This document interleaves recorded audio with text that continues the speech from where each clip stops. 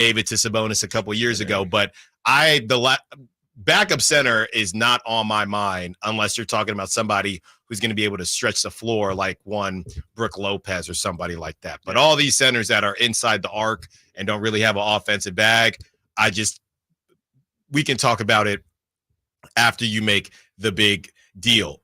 And part of making that big deal is going to take someone from the Kings or a couple players from the Kings. But the question is who? And Keegan Murray has been viewed as an untouchable.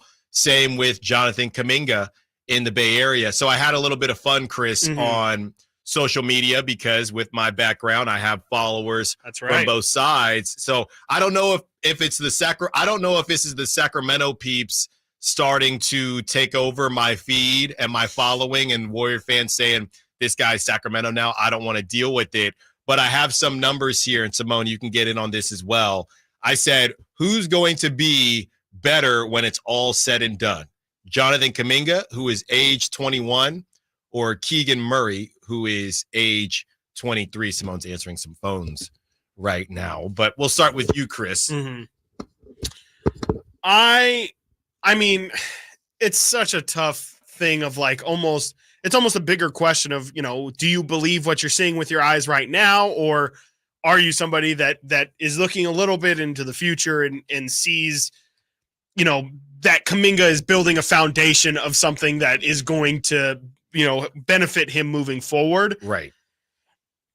My feelings on Kuminga, I think Keegan is going to be a better pro, and I only say that because I've seen more of Keegan, obviously in terms of games viewed, but also in terms of I just feel like Keegan is expanding what he does a little bit more. And I think if you are a shooter, you're just going to have a lot more leeway. You're going to have a bigger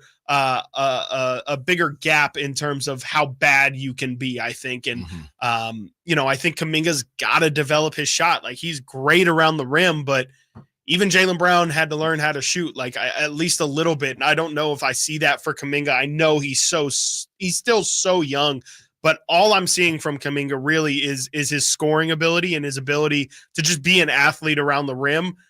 I haven't seen a ton more of the development, but the counter could be he grew so much from year 20 to year 21. Yeah. What do you expect from year 21 to 22 and moving forward? I think you should feel really good about what you just saw from Jonathan Kuminga last season for the Warriors.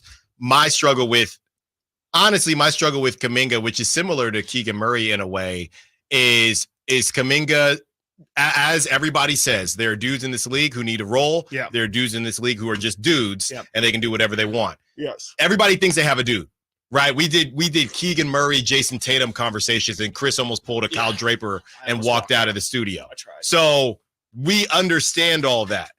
Kuminga, I don't know. I don't think the Warriors know. Yeah. And honestly, they hope. They think that he's a dude, but I think in your opinion, what you just described to me, you know who you just described to me? He's still playing. Who? Derrick Jones Jr. That's who you just described, which is disrespectful. I mean, I think, I almost disrespected Derrick Jones and said I think Kuminga might be a better athlete, but I don't think that's even true. No, and I think Warrior fans, they see you get a high flyer in there and everybody thinks, oh my goodness, this is the truth. Yeah. But they forget that there are a bunch of every team besides the Kings has one of those high flying wings. So that's kind of the situation there. But with Keegan as well, there's also the question of, hey, is he in the Michael Porter Jr. path or Klay Thompson, or he's just going to be a shooter, or how big is his bag supposed to get, or should he just focus on what he does well? Right. So I think both guys, Keegan a couple years older than Jonathan Kuminga, the organizations that they are connected to and who they currently are, they need to figure out who are you going to be? Yeah. You just going to be a really good version of I'm a 3-and-D guy, or are you going to try to be a dude?